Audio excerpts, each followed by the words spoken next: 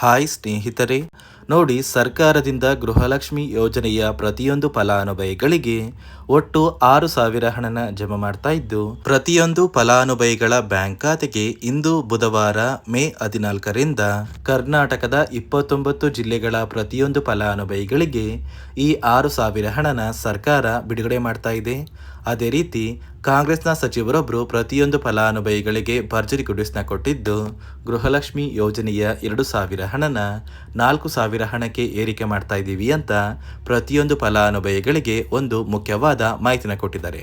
ಹಾಗಾದ್ರೆ ಬನ್ನಿ ಸ್ನೇಹಿತರೆ, ಹೇಗೆ ನಿಮ್ಮ ಬ್ಯಾಂಕ್ ಖಾತೆಗೆ 4,000 ಹಣ ಜಮಾ ಆಗುತ್ತೆ ಮತ್ತು ಯಾವ ಜಿಲ್ಲೆಗಳಿಗೆ ಸರ್ಕಾರ 6,000 ಹಣನ ಜಮಾ ಮಾಡ್ತಾ ಇದೆ ಅಂತ ನಾನು ನಿಮಗೆ ತಿಳಿಸ್ಕೊಡ್ತಾ ಇದ್ದೀನಿ. ಅದಕ್ಕಿಂತ ಮೊದಲು ನೀವೇನಾದ್ರೂ ಇನ್ನೂ ಕೂಡ ನನ್ನ ಚಾನಲ್ನ ಸಬ್ಸ್ಕ್ರೈಬ್ ಆಗಿಲ್ಲ ಅಂದರೆ ದಯವಿಟ್ಟು ಪ್ರತಿಯೊಬ್ಬರು ಚಾನಲ್ನ ಸಬ್ಸ್ಕ್ರೈಬ್ ಮಾಡ್ಕೊಳ್ಳಿ, ಹಾಗೆ ವಿಡಿಯೋಗೆ ಒಂದು ಲೈಕ್ನ ಕೊಡಿ. ಹೌದು ವೀಕ್ಷಕರೇ, ಗೃಹಲಕ್ಷ್ಮಿ ಯೋಜನೆಯ ಪ್ರತಿಯೊಂದು ಫಲಾನುಭವಿಗಳಿಗೆ ಸರ್ಕಾರದಿಂದ ಭರ್ಜರಿ ಗುಡ್ಡಿಸ್ನ ಕೊಟ್ಟಿದ್ದಾರೆ. ನೋಡಿ, ಗೃಹಲಕ್ಷ್ಮಿ ಯೋಜನೆಯ ಒಟ್ಟು 3 ತಿಂಗಳ 6,000 ಹಣ ಅಂದರೆ 19ನೇ ಕಂತಿನ ಹಣ, 20ನೇ ಕಂತಿನ ಹಣ ಮತ್ತು 21ನೇ ಕಂತಿನ ಹಣ, ಈ 6,000 ಹಣನ ಕರ್ನಾಟಕದ 29 ಜಿಲ್ಲೆಗಳ ಪ್ರತಿಯೊಂದು ಫಲಾನುಭವಿಗಳಿಗೆ ಮೇ 14ರಿಂದ ಸರ್ಕಾರ ಜಮಾ ಮಾಡ್ತಾ ಇದ್ದು, ನಿಮ್ಮ ಬ್ಯಾಂಕ್ ಖಾತೆಗೆ ಈ ಒಂದು ಹಣದ ಜೊತೆಗೆ ಅನ್ನಭಾಗ್ಯ ಯೋಜನೆಯ ಕಳೆದ 5 ತಿಂಗಳ ಪೆಂಡಿಂಗ್ ಇರುವ 2,000 ಹಣ ಕೂಡ ಸರ್ಕಾರ ಜಮಾ ಮಾಡ್ತಾ ಇದೆ. ಒಟ್ಟು ಗೃಹಲಕ್ಷ್ಮಿ ಹಾಗೂ ಅನ್ನಭಾಗ್ಯ ಯೋಜನೆಯ ಹಣ ನಿಮ್ಮ ಬ್ಯಾಂಕ್ ಖಾತೆಗೆ ಜಮಾ ಆಗಲಿದೆ.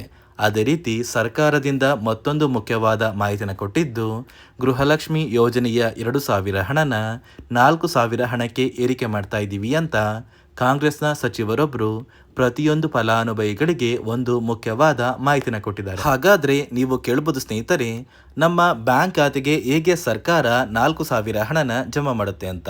ನೋಡಿ ಸ್ನೇಹಿತರೆ, ಸಚಿವರು ಕೊಟ್ಟಿರುವಂತಹ ಒಂದು ಮಾಹಿತಿಯ ಪ್ರಕಾರ ಮುಂದೆ ಬರುವಂತಹ ಒಂದು ಲೋಕಸಭಾ ಚುನಾವಣೆಯಲ್ಲಿ ನೀವು ಕಾಂಗ್ರೆಸ್ ಸರ್ಕಾರಕ್ಕೆ ಮತ ನೀಡಿ ಕಾಂಗ್ರೆಸ್ ಸರ್ಕಾರನ ಗೆಲ್ಲಿಸಿದ್ರೆ ನಿಮ್ಮ ಬ್ಯಾಂಕ್ ಖಾತೆಗೆ ಸರ್ಕಾರ ಈಗ ಗೃಹಲಕ್ಷ್ಮಿ ಯೋಜನೆಯ 2,000 ಹಣ ಏನು ಪಡ್ಕೋತಾ ಇದ್ದೀರಾ, ಈ 2,000 ಹಣನ ಪ್ರತಿ ತಿಂಗಳು 4,000 ಹಣಕ್ಕೆ ಏರಿಕೆ ಮಾಡ್ತೀವಿ ಅಂತ ಒಂದು ಭರವಸೆನ ಕೊಟ್ಟಿದ್ದು, ಸದ್ಯಕ್ಕೆ ಪ್ರತಿ ತಿಂಗಳು ಪ್ರತಿಯೊಂದು ಫಲಾನುಭವಿಗಳಿಗೆ ಗೃಹಲಕ್ಷ್ಮಿ ಯೋಜನೆಯ 2,000 ಹಣ ಜಮಾ ಆಗಲಿದೆ.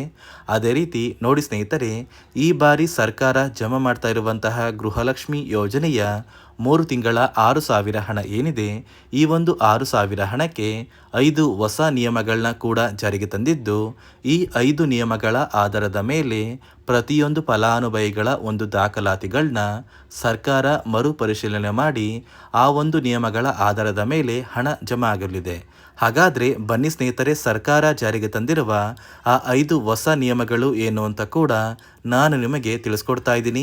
ಅದಕ್ಕಿಂತ ಮೊದಲು ಇಂದು ಬುಧವಾರ ಮೇ 14ರಂದು ಕರ್ನಾಟಕದ ಯಾವ 29 ಜಿಲ್ಲೆಗಳ ಪ್ರತಿಯೊಂದು ಫಲಾನುಭವಿಗಳಿಗೆ ಸರ್ಕಾರ ಗೃಹಲಕ್ಷ್ಮಿ ಯೋಜನೆಯ 3 ತಿಂಗಳ 6,000 ಹಣನ ಜಮಾ ಮಾಡ್ತಾ ಇದೆ ಅಂದರೆ, ಮೊದಲಿಗೆ ಬಾಗಲಕೋಟೆ, ಬೆಳಗಾವಿ, ವಿಜಯಪುರ, ಧಾರವಾಡ, ಗದಗ, ಹಾವೇರಿ, ಉತ್ತರ ಕನ್ನಡ, ಬೆಂಗಳೂರು ನಗರ, ಬೆಂಗಳೂರು ಗ್ರಾಮಾಂತರ, ರಾಮನಗರ, ಚಿಕ್ಕಬಳ್ಳಾಪುರ, ಚಿತ್ರದುರ್ಗ, ದಾವಣಗೆರೆ, ಕೋಲಾರ, ಶಿವಮೊಗ್ಗ, ತುಮಕೂರು, ಬಳ್ಳಾರಿ, ಬೀದರ್, ಕಲಬುರಗಿ, ಕೊಪ್ಪಳ, ರಾಯಚೂರು, ಯಾದಗಿರಿ, ವಿಜಯನಗರ, ಚಾಮರಾಜನಗರ, ಚಿಕ್ಕಮಗಳೂರು, ದಕ್ಷಿಣ ಕನ್ನಡ, ಹಾಸನ, ಕೊಡಗು, ಮಂಡ್ಯ, ಮೈಸೂರು ಮತ್ತು ಉಡುಪಿ, ಈ 29 ಜಿಲ್ಲೆಗಳ ಪ್ರತಿಯೊಂದು ಫಲಾನುಭವಿಗಳಿಗೆ ಸರ್ಕಾರ ಗೃಹಲಕ್ಷ್ಮಿ ಯೋಜನೆಯ 6,000 ಹಣನ ಜಮಾ ಮಾಡ್ತಾ ಇದ್ದು, ಪ್ರತಿಯೊಂದು ಫಲಾನುಭವಿಗಳ ಬ್ಯಾಂಕ್ ಖಾತೆಗೆ ಮೇ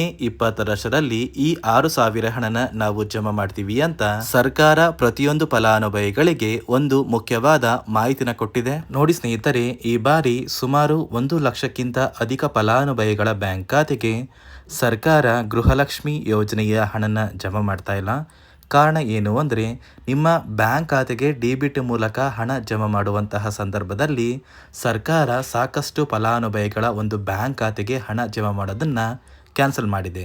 ಯಾಕಂದರೆ ಇತ್ತೀಚೆಗೆ ಹಣಕಾಸು ಇಲಾಖೆ ಜಾರಿಗೆ ತಂದಿರುವ 5 ನಿಯಮಗಳ ಆಧಾರದ ಮೇಲೆ ಪ್ರತಿಯೊಂದು ಫಲಾನುಭವಿಗಳಿಗೆ ಸರ್ಕಾರ ಈ ಒಂದು ಹಣನ ಜಮಾ ಮಾಡ್ತಾ ಇದ್ದು, ಯಾರೆಲ್ಲ ಫಲಾನುಭವಿಗಳು ಈ ನಿಯಮಗಳನ್ನ ಪಾಲಿಸಿಲ್ಲ, ನಿಮ್ಮ ಬ್ಯಾಂಕ್ ಖಾತೆಗೂ ಕೂಡ ಹಣ ಜಮಾ ಆಗೋದಿಲ್ಲ.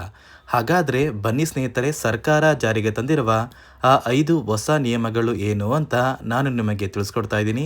ನೋಡಿ ಸ್ನೇಹಿತರೆ, ಮೊದಲನೆಯ ಒಂದು ನಿಯಮ ಬಂದು, ಸಾಕಷ್ಟು ಫಲಾನುಭವಿಗಳು ಹೊಂದಿರುವಂತಹ ಒಂದು ರೇಷನ್ ಕಾರ್ಡ್ ಏನಿದೆ, ಆ ಒಂದು ರೇಷನ್ ಕಾರ್ಡ್ನ ಮನೆಯ ಸದಸ್ಯರ ಪ್ರತಿಯೊಬ್ಬರ ಒಂದು ಆಧಾರ್ ಕಾರ್ಡ್ನ ನಿಮ್ಮ ರೇಷನ್ ಕಾರ್ಡ್ಗೆ ಕಡ್ಡಾಯವಾಗಿ ಲಿಂಕ್ ಮಾಡಿಸ್ಬೇಕು.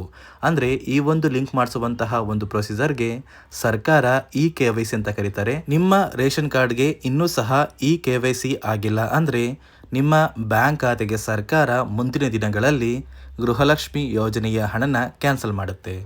ಅದೇ ರೀತಿ ಎರಡನೆಯ ಒಂದು ನಿಯಮ ಬಂದು, ಸಾಕಷ್ಟು ಫಲಾನುಭವಿಗಳು ಕಳೆದ 3 ತಿಂಗಳಿಂದ ಸರ್ಕಾರದಿಂದ ಬರ್ತಾ ಇರುವಂತಹ ಒಂದು ರೇಷನ್ ಏನಿದೆ, ಅಂದರೆ ಉಚಿತ ಅಕ್ಕಿ ಏನಿದೆ, ಈ ಒಂದು ರೇಷನ್ನ ಪಡ್ಕೋತಾ ಇಲ್ಲ. ಒಂದು ವೇಳೆ ಕಳೆದ 3 ತಿಂಗಳಿಂದ ನೀವು ರೇಷನ್ನ ಪಡ್ಕೊಂಡಿಲ್ಲ ಅಂದರೆ ಸರ್ಕಾರ ನಿಮ್ಮ ಬಳಿ ಇರುವಂತಹ ಒಂದು ರೇಷನ್ ಕಾರ್ಡ್ನ ಕ್ಯಾನ್ಸಲ್ ಮಾಡುತ್ತೆ. ನಿಮ್ಮ ರೇಷನ್ ಕಾರ್ಡ್ನ ಸರ್ಕಾರ ಕ್ಯಾನ್ಸಲ್ ಮಾಡಿದರೆ ನಿಮ್ಮ ಬ್ಯಾಂಕ್ ಖಾತೆಗೆ ಗೃಹಲಕ್ಷ್ಮಿ ಯೋಜನೆಯ ಹಣ ಇರ್ಬೋದು ಮತ್ತು ಸರ್ಕಾರದಿಂದ ಬರುವಂತಹ ಒಂದು ಸೌಲಭ್ಯಗಳನ್ನ ನೀವು ಕಳ್ಕೋಬೇಕಾಗುತ್ತೆ. ಅದೇ ರೀತಿ ಮೂರನೆಯ ಒಂದು ನಿಯಮ ಬಂದು, ನೋಡಿ ಸ್ನೇಹಿತರೆ, ನಿಮ್ಮ ಬಳಿ ಇರುವಂತಹ ಒಂದು ಆಧಾರ್ ಕಾರ್ಡ್ ಏನಿದೆ, ಆ ಒಂದು ಆಧಾರ್ ಕಾರ್ಡ್ನ ಕಳೆದ 15 ವರ್ಷಗಳಲ್ಲಿ ನೀವು ಯಾವುದೇ ರೀತಿಯ ಒಂದು ತಿದ್ದುಪಡಿನ ಮಾಡಿಸಿಲ್ಲ ಅಂದರೆ ನಿಮ್ಮ ಬ್ಯಾಂಕ್ ಖಾತೆಗೆ ಸರ್ಕಾರ ಗೃಹಲಕ್ಷ್ಮಿ ಯೋಜನೆಯ ಹಣನ ಕ್ಯಾನ್ಸಲ್ ಮಾಡುತ್ತೆ. ಯಾಕಂದರೆ ಸರ್ಕಾರದಿಂದ ಬಂದಿರುವಂತಹ ಒಂದು ಆದೇಶದ ಪ್ರಕಾರ ಪ್ರತಿಯೊಂದು ಫಲಾನುಭವಿಗಳು ಕಳೆದ 15 ವರ್ಷಗಳಲ್ಲಿ ಯಾವುದೇ ರೀತಿಯ ಒಂದು ತಿದ್ದುಪಡಿನ ನಿಮ್ಮ ಆಧಾರ್ ಕಾರ್ಡ್ಗೆ ನೀವು ಮಾಡಿಸಿಲ್ಲ ಅಂದರೆ ಕಡ್ಡಾಯವಾಗಿ ಆದಷ್ಟು ಬೇಗ ನಿಮ್ಮ ಆಧಾರ್ ಕಾರ್ಡ್ಗೆ ತಿದ್ದುಪಡಿನ ಮಾಡಿಸಿ. ಅದೇ ರೀತಿ ನಾಲ್ಕನೆಯ ಒಂದು ನಿಯಮ ಬಂದು, ನಿಮ್ಮ ಕುಟುಂಬದ ಒಂದು ವಾರ್ಷಿಕ ಆದಾಯ 7 ಲಕ್ಷಕ್ಕಿಂತ ಕಡಿಮೆ ಇರಬೇಕು. ಒಂದು ವೇಳೆ ನಿಮ್ಮ ಕುಟುಂಬದ ವಾರ್ಷಿಕ ಆದಾಯ 7 ಲಕ್ಷಕ್ಕಿಂತ ಜಾಸ್ತಿ ಇದ್ದರೆ ನಿಮ್ಮ ಬ್ಯಾಂಕ್ ಖಾತೆಗೆ ಸರ್ಕಾರ ಗೃಹಲಕ್ಷ್ಮಿ ಯೋಜನೆಯ ಹಣನ ಕ್ಯಾನ್ಸಲ್ ಮಾಡುತ್ತೆ. ಅದೇ ರೀತಿ ಐದನೆಯ ಒಂದು ನಿಯಮ ಬಂದು, ನಿಮ್ಮ ಕುಟುಂಬದ ಸದಸ್ಯರು ಅಥವಾ ಗೃಹಲಕ್ಷ್ಮಿ ಯೋಜನೆಯ ಫಲಾನುಭವಿಗಳು ಯಾರು ಕೂಡ ಸರ್ಕಾರಿ ನೌಕರರಾಗಿ ಕಾರ್ಯನಿರ್ವಹಿಸ್ತಾ ಇರಬಾರ್ದು. ಒಂದು ವೇಳೆ ನಿಮ್ಮ ಕುಟುಂಬದಲ್ಲಿ ಯಾರೇ ಆಗಿದ್ರೂ ಸರ್ಕಾರಿ ನೌಕರರಾಗಿ ಕಾರ್ಯನಿರ್ವಹಿಸ್ತಾ ಇದ್ದರೆ ನಿಮ್ಮ ಬ್ಯಾಂಕ್ ಖಾತೆಗೆ ಗೃಹಲಕ್ಷ್ಮಿ ಯೋಜನೆಯ ಹಣ ಕ್ಯಾನ್ಸಲ್ ಆಗುತ್ತೆ. ಈ 5 ನಿಯಮಗಳ ಆಧಾರದ ಮೇಲೆ ಪ್ರತಿಯೊಂದು ಫಲಾನುಭವಿಗಳಿಗೆ ಸರ್ಕಾರ ಹಣ ಜಮಾ ಮಾಡ್ತಾ ಇದೆ. ಒಂದು ವೇಳೆ ನೀವು ಈ 5 ನಿಯಮಗಳನ್ನ ಪಾಲಿಸಿಲ್ಲ ಅಂದರೆ ನೀವು ಕೂಡ ಗೃಹಲಕ್ಷ್ಮಿ ಯೋಜನೆಯ ಹಣದಿಂದ ವಂಚಿತರಾಗಬೇಕಾಗುತ್ತೆ. ನೋಡಿ ಸ್ನೇಹಿತರೆ, ಇಂದು ಬುಧವಾರ ಮೇ 14ರಿಂದ ಕರ್ನಾಟಕದ 29 ಜಿಲ್ಲೆಗಳ ಪ್ರತಿಯೊಂದು ಫಲಾನುಭವಿಗಳಿಗೆ ಗೃಹಲಕ್ಷ್ಮಿ ಯೋಜನೆಯ 3 ತಿಂಗಳ 6,000 ಹಣನ ಜಮಾ ಮಾಡ್ತಾ ಇದ್ದು, ಆದಷ್ಟು ಬೇಗ ಪ್ರತಿಯೊಬ್ಬರು ಈ ಒಂದು ಹಣನ ಪಡ್ಕೋತೀರಾ ಅಂತ ಹೇಳ್ತಾ, ಇದಿಷ್ಟು ಸರ್ಕಾರದಿಂದ ಬಂದಿರುವಂತಹ ಒಂದು ಮಾಹಿತಿಯಾಗಿದೆ. ನಾನು ಕೊಟ್ಟಿರುವಂತಹ ಮಾಹಿತಿ ನಿಮಗೆ ಇಷ್ಟ ಆಗಿದ್ದಲ್ಲಿ ದಯವಿಟ್ಟು ಪ್ರತಿಯೊಬ್ಬರು ನನ್ನ ಚಾನಲ್ನ ಸಬ್ಸ್ಕ್ರೈಬ್ ಮಾಡ್ಕೊಳ್ಳಿ, ಹಾಗೆ ವಿಡಿಯೋಗೆ ಒಂದು ಲೈಕ್ನ ಕೊಡಿ.